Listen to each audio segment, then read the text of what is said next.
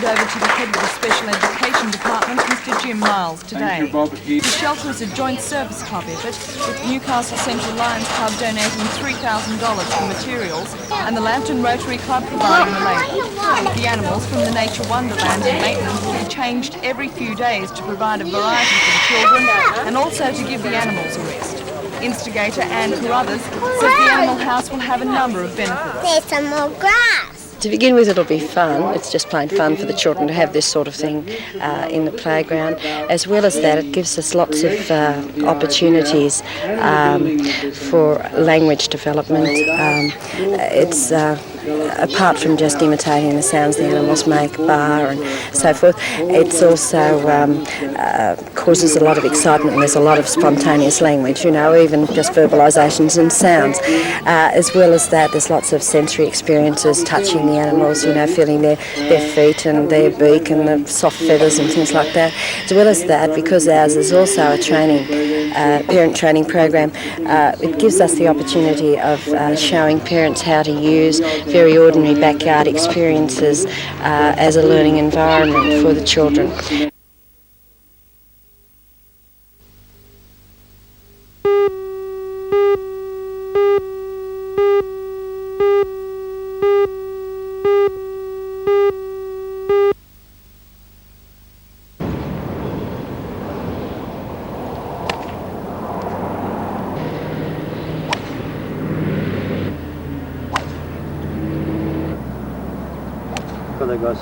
Oh, that's it.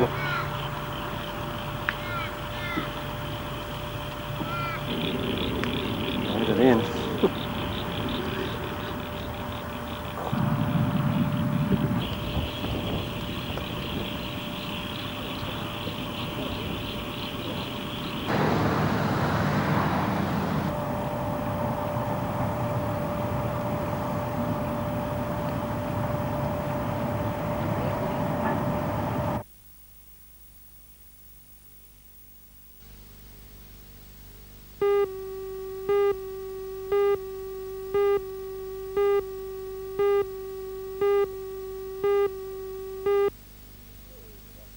The employers have offered a $13.74 increase in allowances, plus whatever comes out of the national wage case of the ACTU.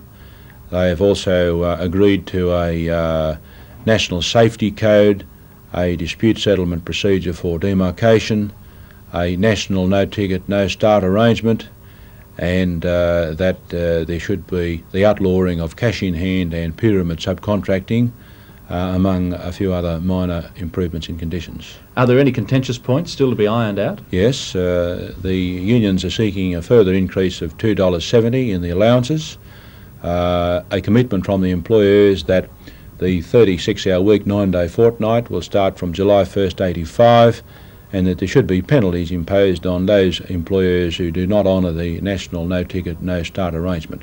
Well, the stoppage is planned for next Wednesday. Will negotiations be completed by then? Yes, they will be a full report at that meeting, and the workers at those meetings will decide whether or not the package is acceptable, and they will decide whether or not there should be a return to work.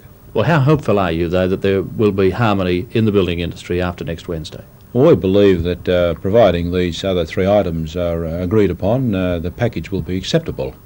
If they're not agreed upon, well, then it's up to the membership next week to decide.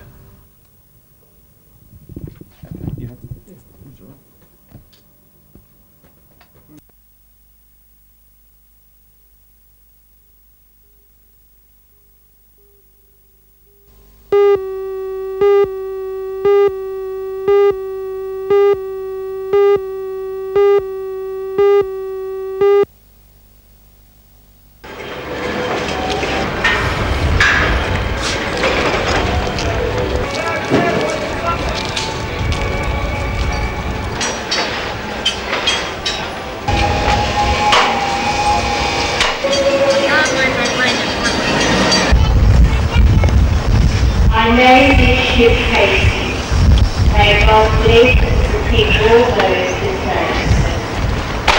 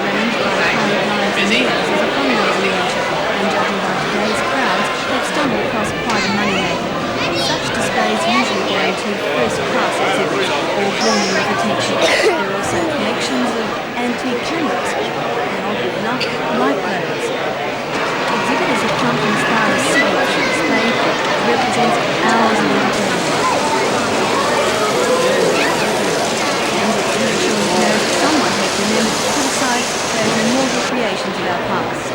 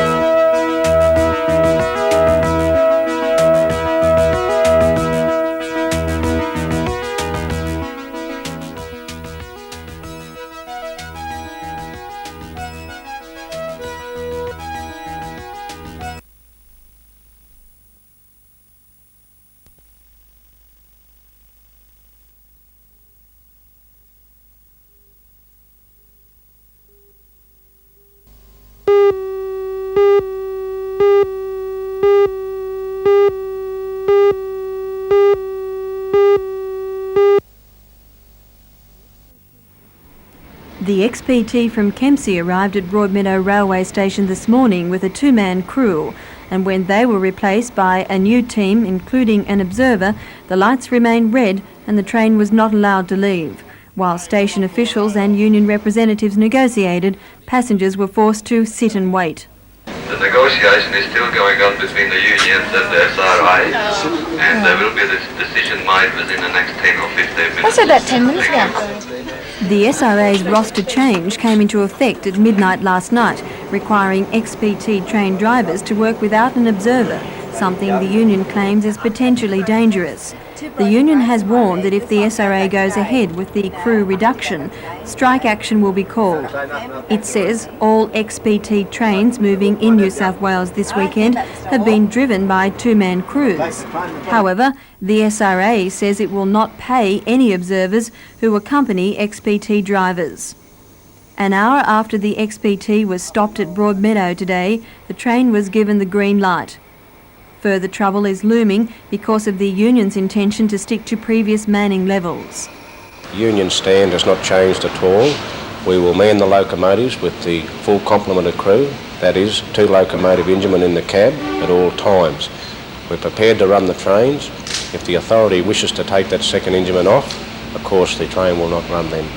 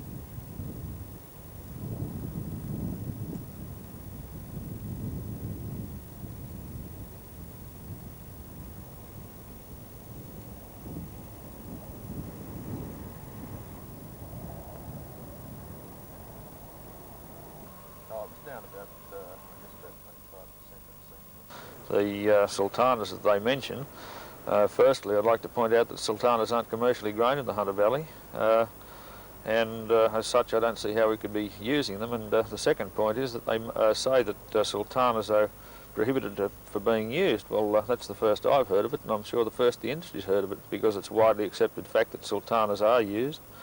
There's a lot of them grown on the Murray River area and in Victoria and South Australia, and in the irrigated areas of New South Wales. There's quite a lot crushed each year for wine, so I don't see where they get that information from at all.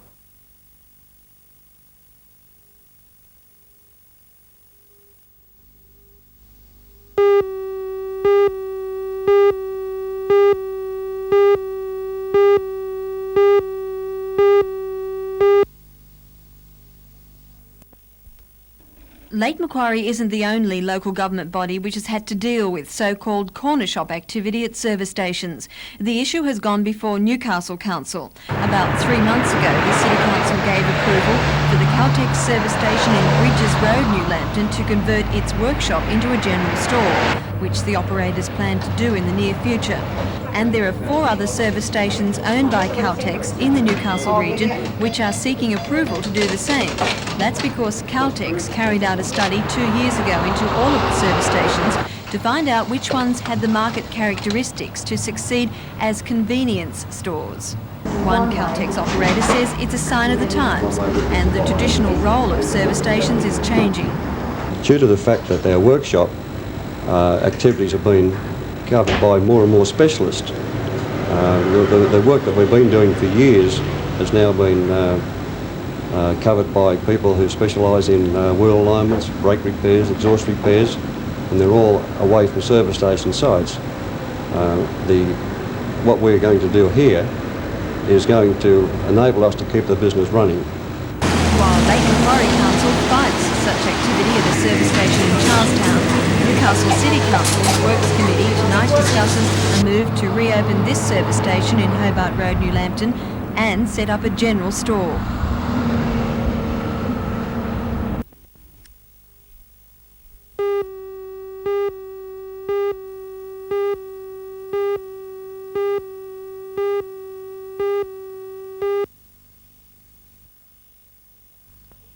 Thanks, John, and good morning, everybody. Well, firstly to racing, and racing in New South Wales today is at Gosford, where there are 10 races on the program. The first race due to get underway at 11:50 this morning. Certainly a big program down there.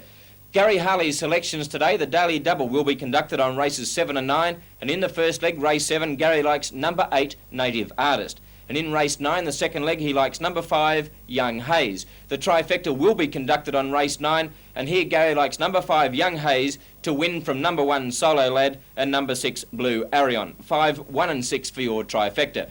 Racing in Victoria today is at Kyneton, and up north they race at Bundamba.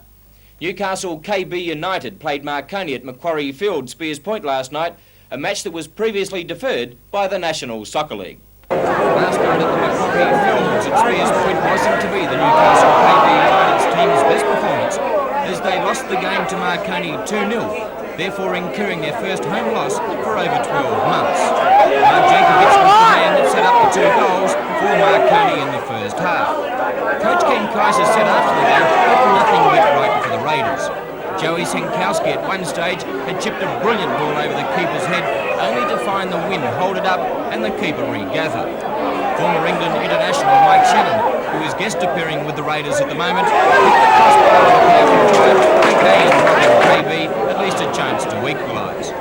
But Kenny Kaiser was optimistic because Newcastle KB United still retain their second position on the National Soccer League ladder for 1983.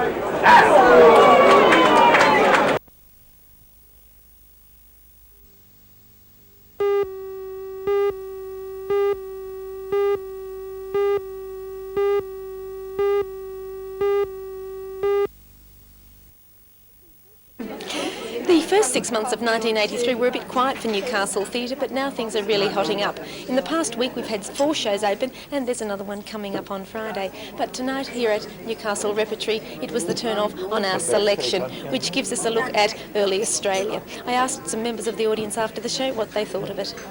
Beautiful, really, no, really good. I thought it was great, I really enjoyed it. All the players were good. And, Do you think these, new interest in nationalism is helping a show like this? I think so, yeah, everyone really enjoys it, it's part of Australia and everyone can relate to it.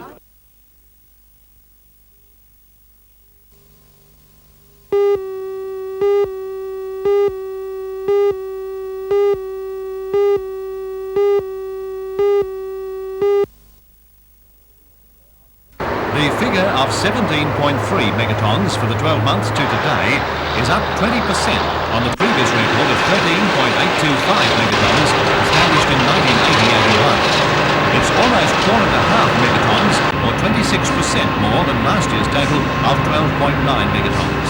February 1983 saw the largest single shipment of coal from the port when the vessel Orinoco departed with 123,836 tonnes. According to the Maritime Services Board, which manages the port, the completion of the harbour deepening program and no industrial disputes of any significance had assisted in attaining the record figure.